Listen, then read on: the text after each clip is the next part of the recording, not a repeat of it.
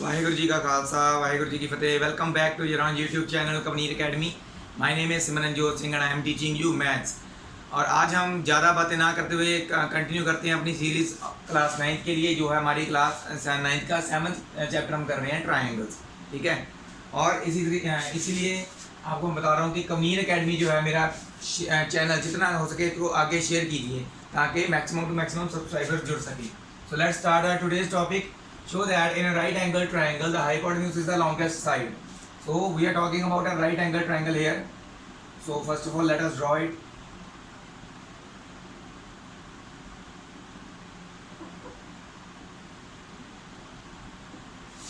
ठीक है, in triangle ABC angle B लेट करते हैं कि ये एक 90 डिग्री एंगल है। ओके, तो ये है हाइपोटेन्यूज AC। हमने ये प्रूव करना है कि AC दोनों साइड से बड़ा है। लॉन्गेस्ट साइड तभी प्रूव होगा ना, ये AC AB से भी बड़ा होना चाहिए, AC BC से भी बड़ा होना चाहिए। ठीक है, तो क्या चीज़ लिखेंगे हम? सबसे पहले हमें गिवन क्या है, ट्राइंगल ABC, उसमें एंगल B है जो दैट इज 90 डिग्री, उससे पता चल जाएगा राइट एंगल ट्राइंगल है ये। ओके, टू प्रूव हमने क्या प्रूव करना है, हाइपोटेन्यूज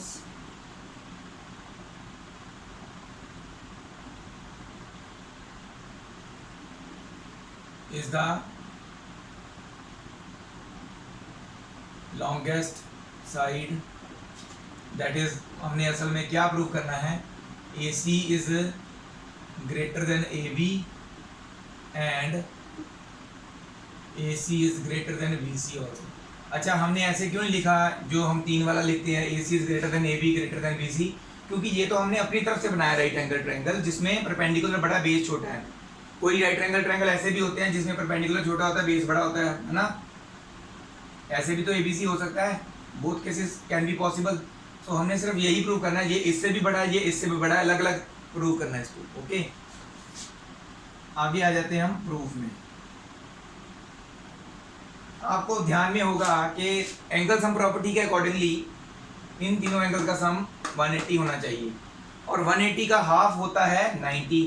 तो उसका मतलब क्या हुआ कि जो इन तीनों का सम होना चाहिए, तीनों एंगल का सम, उसका हाफ तो एक ही एंगल में आ गया। इसका मतलब क्या हुआ, ये दोनों एंगल्स ऑब्वियसली 90 से छोटे होंगे, तभी तो फिर हमारा बाकी का सम जो वो पूरा होगा। ठीक है, मतलब कि हमें 180 पूरा करना है, 90 plus something should be equal to 180।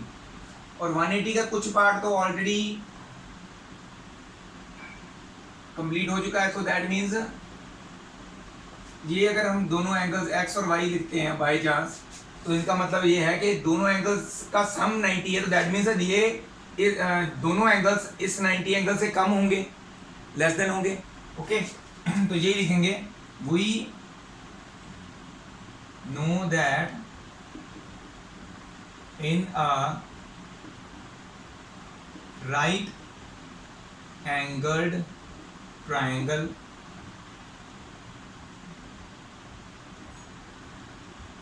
right angle is the largest angle होता है। then therefore हम क्या लिख सकते हैं, angle B is greater than angle A and angle B is also greater than angle C, दोनों से बड़ा है। ठीक है, so एंगल्स को यूज करके हम क्या लिख सकते हैं, इनकी ऑपोजिट वाली साइड, बी के ऑपोजिट कौन सी साइड है, AC, ए के ऑपोजिट कौन सी साइड है, BC। सो AC BC से बड़ा है। इसी तरह से फिर से सेकंड इक्वेशन जो है उसके ऑपोजिट वाली side AC greater than angle C के ऑपोजिट कौन सी साइड है, AB। इन दोनों का रीजन लिखेंगे हम, ये क्या है, these are the sides opposite to the angles. ठीक है, तो side opposite to the greater angle is longer, ये वाली हम थ्योरम यूज करेंगे, side opposite to greater angle is longer. जो हमने थ्योरम की थी ना, वो अब थ्योरम यहाँ पे यूज कर रहे हैं। सो इससे क्या पता चलता है, ए सी बी सी से भी बड़ा है, ए सी ए बी से भी बड़ा है, दैट मीन्स ए सी सबसे बड़ी हुई, A C is the hypotenuse. So from above two equations, क्योंकि ये दो इक्वेशंस हैं, it is clear that AC is the longest side or hypotenuse is the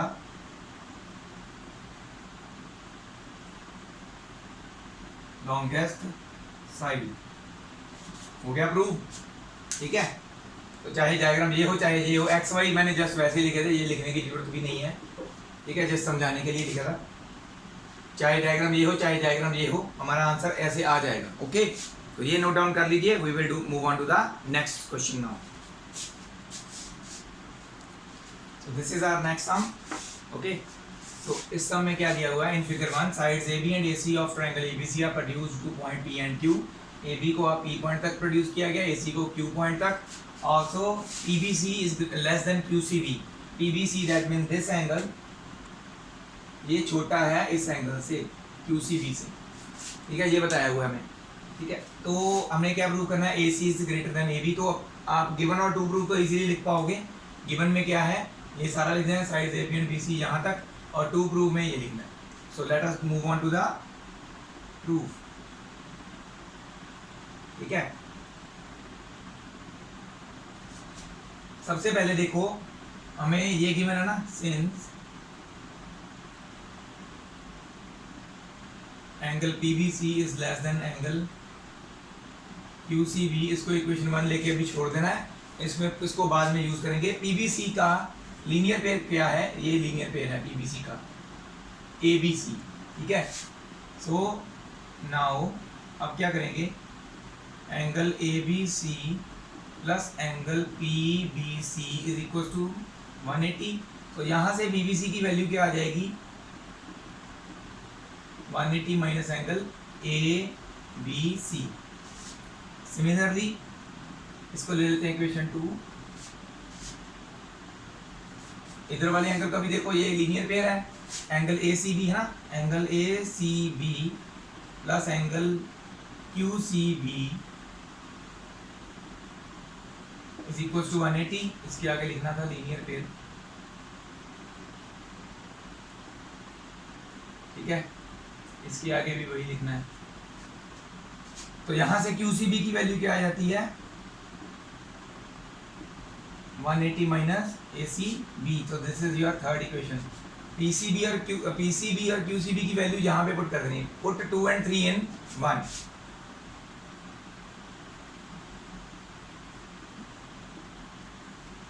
ठीक है, 2 की वैल्यू क्या, PBC की वैल्यू यहाँ पे पुट करनी, 180 माइनस ABC। उसके बाद लेस देन का साइन है, QCB की वैल्यू क्या है, 180 माइनस ACB, ठीक है। 180 है जो इधर आके माइनस, वैसे इसमें पे आप पता कैसे होता है, जब ऐसे साइन होना तब हम इसको इधर ले आके ऐसे नहीं कर सकते हो, तो क्या करते हैं, 180 पॉजिटिव है, यहाँ पे भी पॉजिटिव है, दोनों साइड में 180 माइनस करते हैं। बट वैसे भी आप कर सकते हो, कोई दिक्कत नहीं, वो सही आता है आपका आंसर। 180 इधर आके माइनस का हो जाएगा,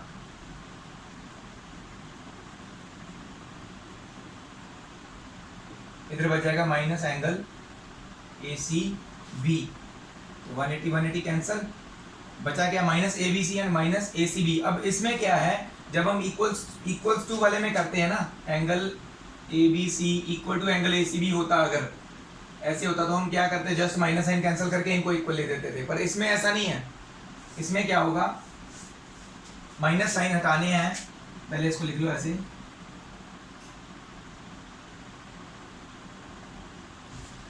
दोनों साइड में माइनस साइन है वो हटाने हैं, तो क्या होगा, हटा के ये बीच वाला साइन जो है चेंज हो जाएगा। वो क्यों हो रहा है वो भी मैं आपको बताता हूँ। अगर ये ऐसा लिखा हुआ, मैं साइड में लिख के बताता हूँ, एंगल ABC और लेस देन था ना पहले, माइनस एंगल ACB, ये माइनस वाला उधर आके पॉजिटिव हो जाएगा, ये माइनस वाला इधर आके पॉजिटिव हो जाएगा, है ना। तो देखो ये माइनस वाले को उधर लेके गए पहले और इसको इधर लेके आते हैं।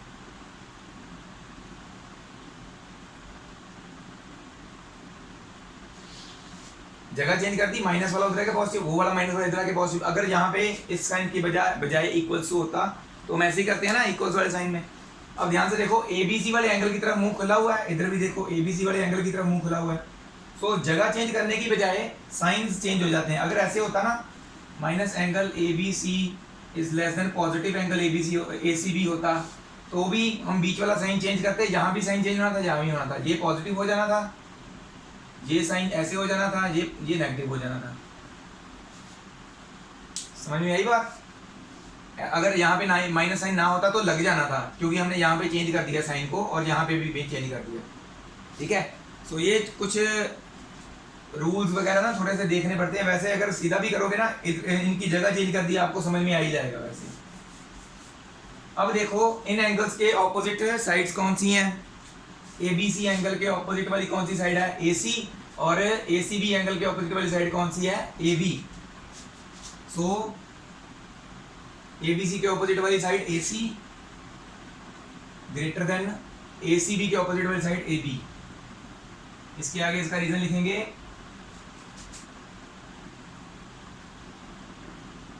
Because side opposite to larger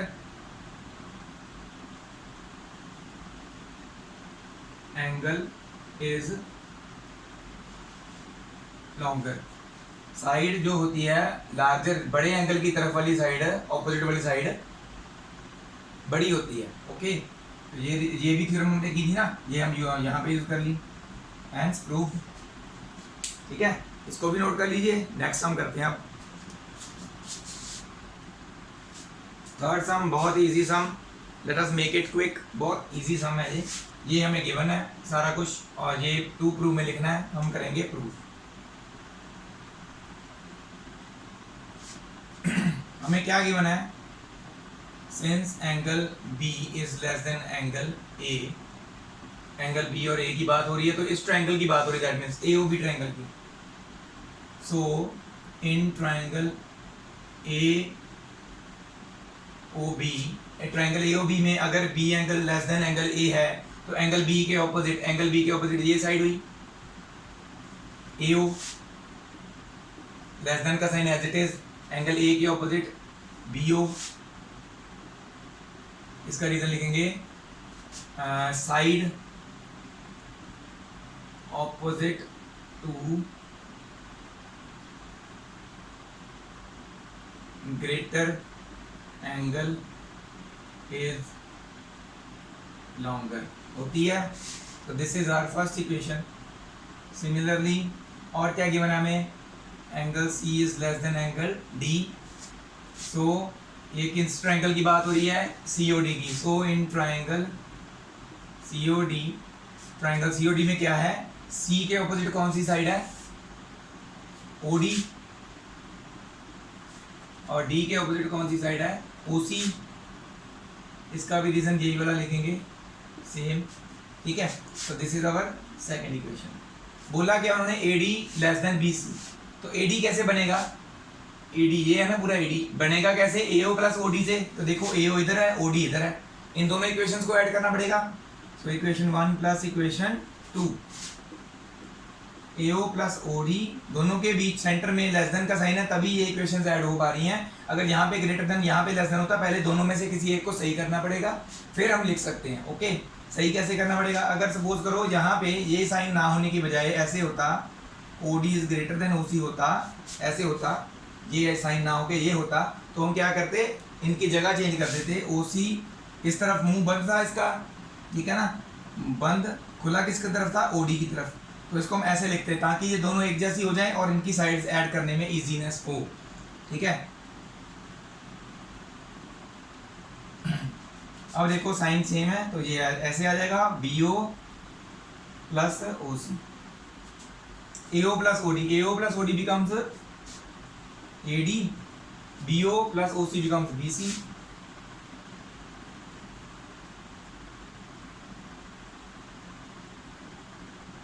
ये हो गया प्रूफ।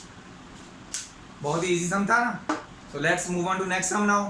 कोई दिक्कत नहीं आनी चाहिए वैसे इसमें, फिर भी आए तो आप मुझे पूछ सकते हैं मेरे नंबर पे। ओके,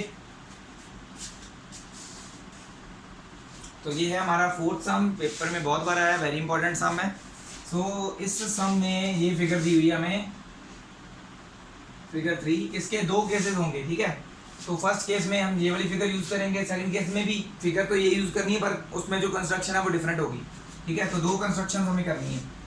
तो इसमें आपको पता चल रहा होगा यहाँ से लेके ये सारा,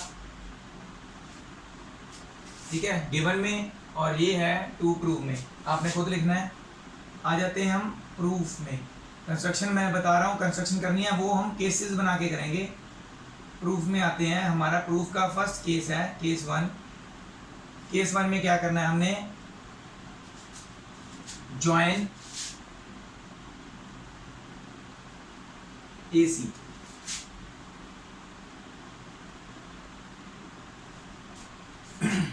A और C को ज्वाइन कर दिया, ठीक है, फर्स्ट केस में। ये हमारा फर्स्ट केस। अब देखिए क्या है, हमें दिया हुआ है कि AB and CD are respectively smallest and longest side of quadrilateral. AB सबसे छोटी साइड है, CD सबसे बड़ी साइड है क्वाड्रिलेटरल ABCD की। तो अगर हम इस ट्रायंगल को देखें, इन ट्रायंगल ABC, अगर AB सबसे छोटी साइड है तो दैट मींस AB BC से भी छोटी होगी ना, है ना। नाउ इन ट्रायंगल ABC, बड़ी वाली लिखते पहले, BC is greater then AB। इसका रीजन लिखेंगे because AB is the smallest side given. AB smallest side given है, तो दैट मीन्स है BC के ऑपोजिट हम कौन सा एंगल होगा। इस ट्रायंगल को देखो, सिर्फ BC के ऑपोजिट कौन सा एंगल है, ये वाला। पूरे ऊपर में नहीं देखना, सिर्फ ट्रायंगल में देखना है। BC के ऑपोजिट ये एंगल है और AB के ऑपोजिट ये एंगल है। एंगल, इनके कुछ नेम्स दे दो। एंगल 1 लिख लो, इसको 2 लिख लो, ठीक है, इजी हो जाएगा। देयरफॉर BC के ऑपोजिट कौन सा एंगल था, angle 1 is greater than angle 2, ठीक है। इसका रीजन क्या लिखेंगे, बिकॉज एंगल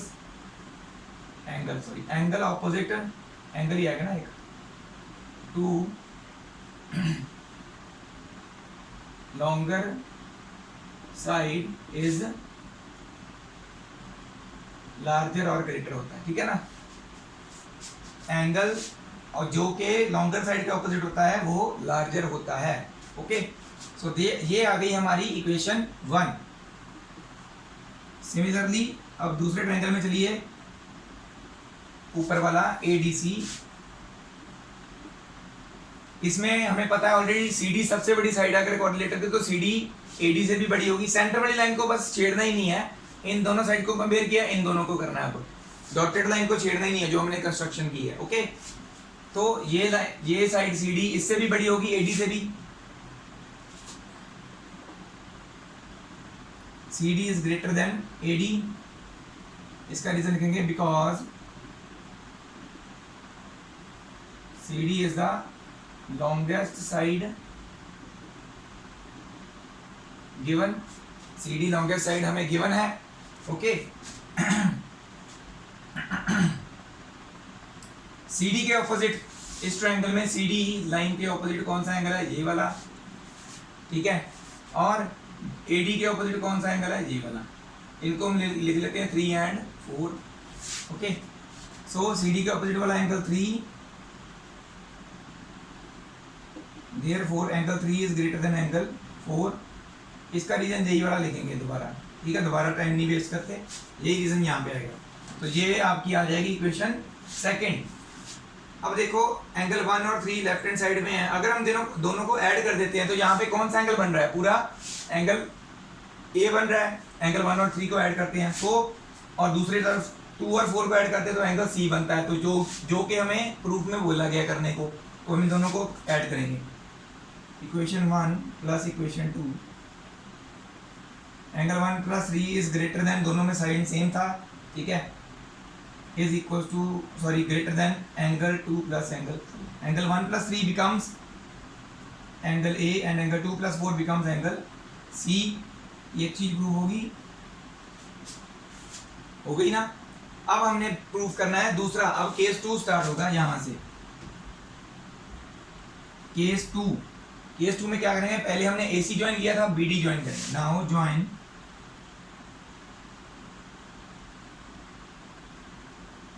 डायग्राम इसका अलग बना लेना है। इसका ये केस 1 का डायग्राम है। अलग अलग बनाओगे तो बेनिफिट रहेगा, वहां पे भी कर दोगे वैसे हो जाएगा, बट अलग अलग बनाओगे तो हौच पौच नहीं होता।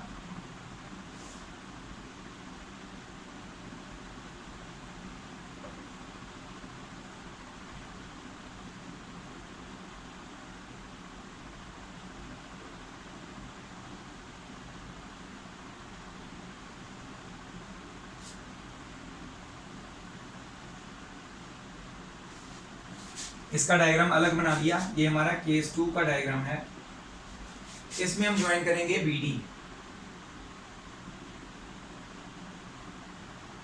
ओके, इसमें BD ज्वाइन करेंगे।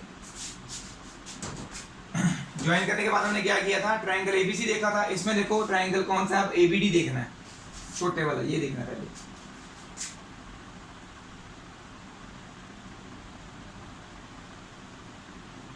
ABD ट्रायंगल में देखो AB सबसे छोटी साइड थी क्वाड्रिलेटरल की, तो दैट मींस AB AD से भी छोटी होगी। तो that means in this case AD is greater then AB, because यही वाला रीजन यहाँ पे आ जाएगा। ठीक है,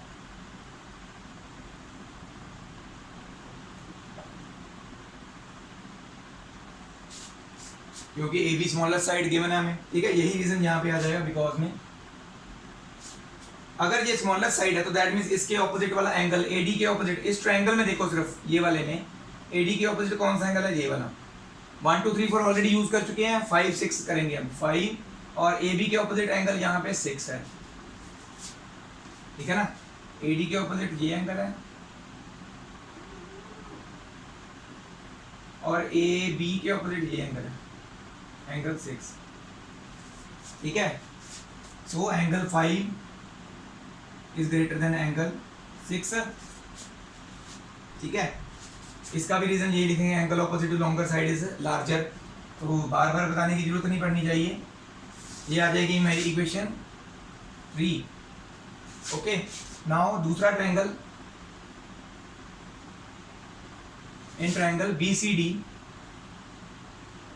BCD में देखो CD सबसे बड़ी साइड थी, तो दैट मींस CD BC से भी बड़ी होगी, ग्रेटर देन BC होगी। तो CD के ऑपोजिट ये एंगल है और BC के ऑपोजिट ये एंगल है। तो इसको 5 6 ऑलरेडी यूज कर चुके हैं, 7 और 8 लिख लो। So angle 7 is greater than angle 8।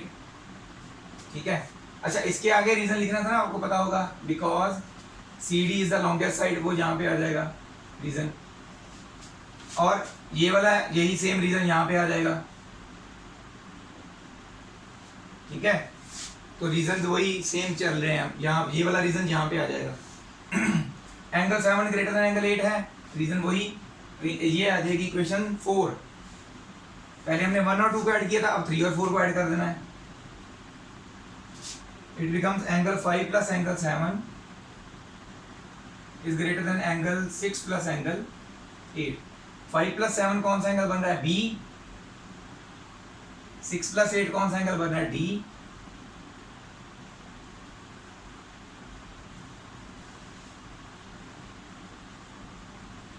And proved. ना समझ में आए तो एक बार बैक करके दोबारा देखिए ध्यान से, आपको इजीली समझ आ जाएगा। कुछ डिफिकल्ट नहीं है सब में, बस देखने का नजरिया आपका थोड़ा सा बदलना पड़ेगा आपको। ठीक है, इसको नोट कर लीजिए, बहुत इंपॉर्टेंट सम है, 4 मार्क्स में आया भी है बहुत बार पेपर में। हो सकता है इस बार हाँ ये टॉपिक रिलेटेड है, तो शायद इस बार ये नहीं आएगा, कोई और सम आएगा। तो हम जस्ट फॉर नॉलेज ये सम्स कर रहे हैं। ओके, तो ये नोट कर लीजिए। So this is our 5th question of this exercise. In this question what we have done, this is the figure 4. क्या गिवन है इसमें, PR is greater than PQ। PR जो है वो PQ से बड़ा है। अगर सिर्फ इस बीच वाली लाइन को छोड़ दें और ट्रायंगल PQR को देखें तो PR PQ से बड़ी है, ये बताई गई है हमें। यहाँ पे दिखने में लग नहीं रही है, थोड़ा सा बना देते चलो। बड़ी बना देते हैं। डायग्राम तो मैं ऐसे अंदाजे से बना रहा हूँ ना, दैट्स वाई थोड़ा सा फर्क लग रहा होगा। तो ये अब बाइसेक्टर भी लग रही है, ठीक है।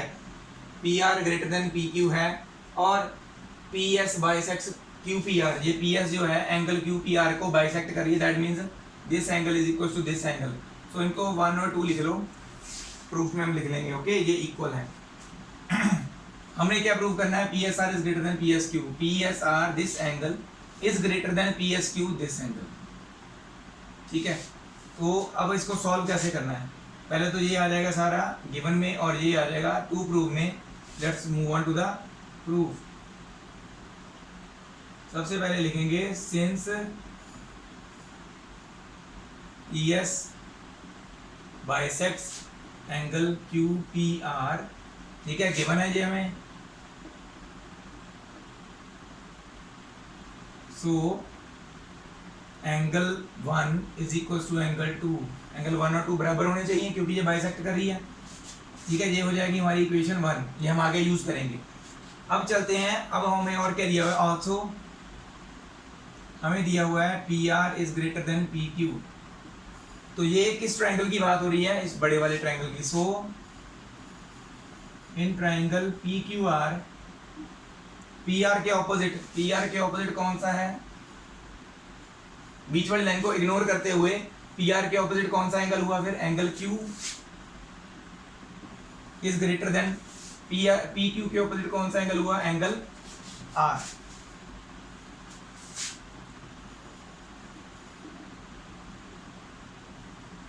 Angle opposite to longer side is greater, ठीक है। ये भी हमारा यूज होगा, अब देखते हैं कैसे यूज होगा ये, ठीक है। तो इसको लिख लेते हैं हम इक्वेशन 2। इसको रब कर दूं, पता चल गया होगा ना।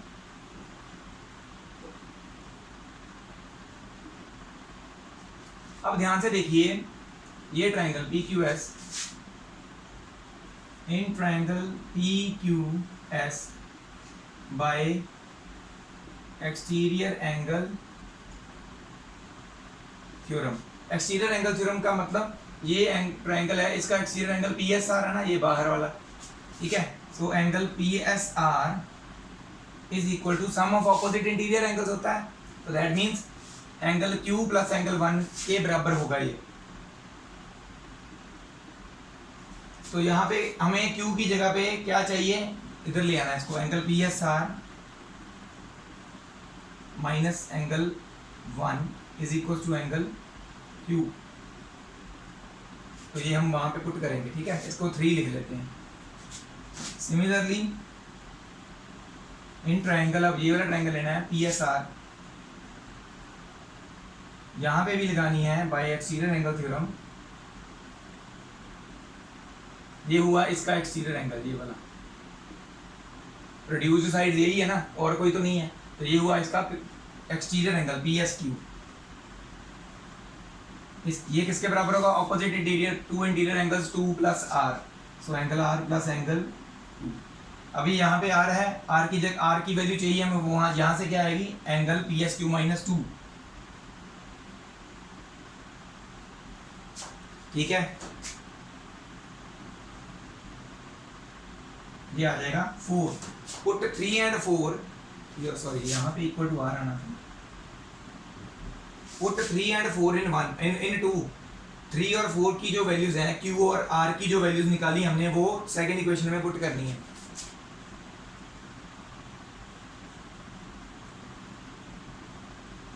सो एंगल क्यू की जगह पे क्या आएगा, पी एस आर माइनस 1 यहाँ पे। उसके बाद साइन कौन सा था, ग्रेटर देन का, ऐसे रहेगा ये। आर की जगह पे क्या आएगा, P S Q minus 1, sorry 2। और देखो एंगल 1 और एंगल 2 बराबर थे ना फ्रॉम इक्वेशन 1।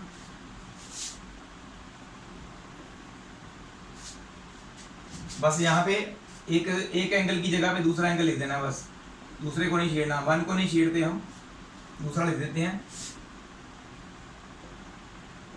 ये लो, ये भी 1 आ गया, ये भी 1 आ गया, तो माइनस वाला हो जाएगा प्लस का हो जाएगा।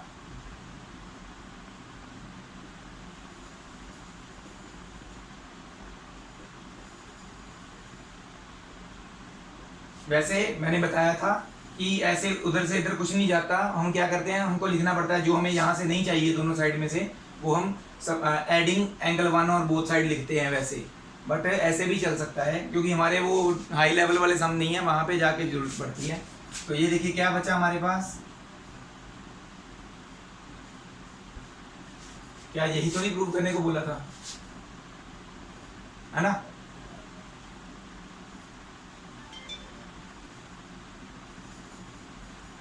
Hence proof। so इसको आप नोट कर लीजिए।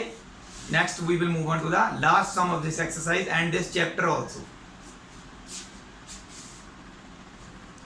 सो ये है हमारा इस एक्सरसाइज का लास्ट क्वेश्चन। इसमें क्या बताया गया है, show that fall line segments drawn from a given point not on it. कहते हैं कि एक लाइन सेगमेंट से एक पॉइंट कुछ दूरी पे है, कहते इससे हम जितनी भी लाइन सेगमेंट्स इस लाइन को ज्वाइन करते हुए बनाते हैं, पहली सपोज करो ये हमने बनाई एक परपेंडिकुलर लाइन, उसके बाद वाली सारी नॉन परपेंडिकुलर लाइंस हैं, एक ये बना ली, एक ये सोच लो, और एक दूसरी तरफ भी बना लो, चलो ये होगी। तो सपोज करते हैं A is the point and P Q is a line and B C D and E are the points, different points on the line.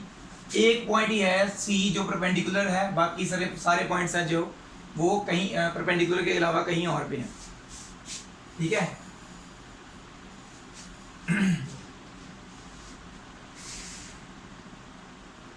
तो ये जो परपेंडिकुलर डिस्टेंस है, ये सबसे छोटा डिस्टेंस होता है from any point two any line, ये हमने प्रूव करना है, ठीक है। किसी भी पॉइंट से किसी भी लाइन की तरफ हम डिस्टेंस देखेंगे, शॉर्टेस्ट डिस्टेंस परपेंडिकुलर डिस्टेंस होता है, बाकी सारे डिस्टेंस बड़े होते हैं, इससे ये हमने प्रूव करना है। तो हम क्या करेंगे,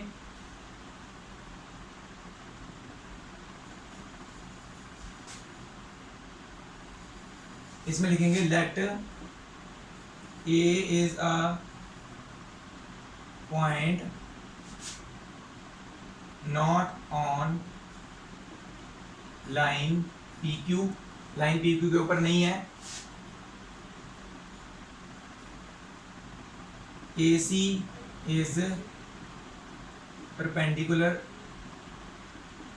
to PQ, AC है सिर्फ वही perpendicular है, and B, D and E are some other points on line PQ, ये हम गिवन में लिख देते हैं, चलो ओके। प्रूव क्या करना है हमने, to prove AC is the shortest, AC मतलब परपेंडिकुलर,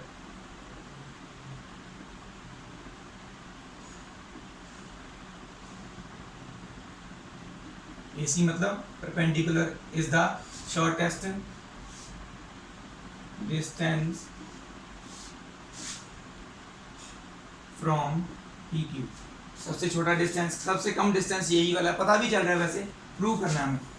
सो आ जाइए प्रूफ में, इन ट्राइंगल पहले लें ACD,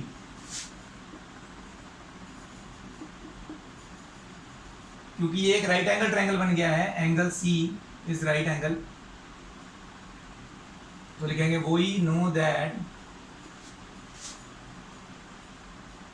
hypotenuse is the longest side in a right triangle। अभी हमने फर्स्ट सम में ये प्रूव किया था ना कि हाइपोटेन्यूज सबसे बड़ी साइड होती है, तो दैट मीन्स यहाँ पे हाइपोटेन्यूज AD है, AD जो है AC से बड़ा होगा, सो AD is greater then AC, ठीक है। सिमिलरली इन ट्राइंगल ACE ले लेते हम, वी कैन राइट, क्या लिख सकते हैं हम, ए ई। अब देखें ए सी ई में ए ई भी हाइपोटेन्यूज है, तो ए ई भी बड़ा होगा ए सी से। ऑल्सो तीसरा ट्रायंगल ए बी सी ले लेते हैं।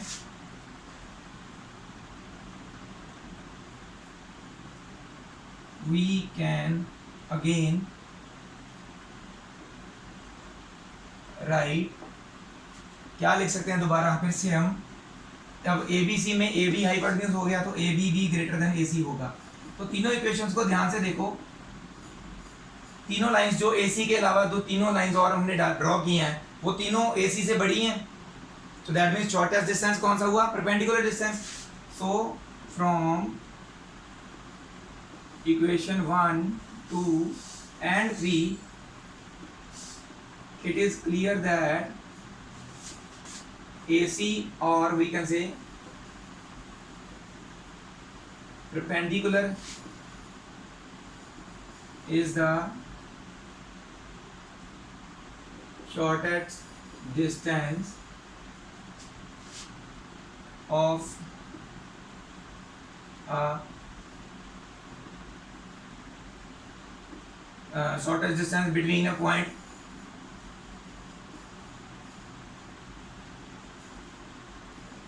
and a line। एक अलग डिस्टिंक्ट पॉइंट और एक लाइन के बीच में शॉर्टेस्ट डिस्टेंस परपेंडिकुलर डिस्टेंस होता है, ये हमने प्रूव कर दिया। तो सिंपल सा क्वेश्चन था, वैसे पेपर में कभी आया नहीं है, बट ये जस्ट एक नॉलेज के लिए हम करते हैं क्योंकि ये हमारा 10th क्लास में हमने यूज़ करना है। Perpendicular distance is the shortest distance, ये यूज़ होता है, तो ये याद रखना है, ठीक है। सो ये था हमारा आज का वीडियो, यहीं पे ख़त्म होता है और ये हमारा लास्ट सम भी था। सो ये जो सम्स हैं आपने सारे के सारे सम्स करने हैं ताकि आपकी नॉलेज बढ़े। ये नहीं देखना कि टॉपिक डिलीटेड है कि नहीं डिलीटेड है, ठीक है। अपनी नॉलेज बढ़ाइए, आपकी नॉलेज बढ़ेगी तो आपको इन फ्यूचर कभी भी इसके बारे में पूछा जाएगा तो आपको पता होगा। आप ऐसा नहीं कह सकते कि आपने कभी पढ़ा नहीं, ओके। सो ये जो है आपने सारा नोट कर लेना है। So thank you very much to all the viewers who are watching my videos regularly. ऐसे ही देखते रहिए और मेरी वीडियोस को आगे शेयर करते रहिए, ऐसे ही आप मुझे सपोर्ट भी करते रहिए। Thank you very much again. Waheguru ji का खालसा, वाहिगुरु जी की फतेह।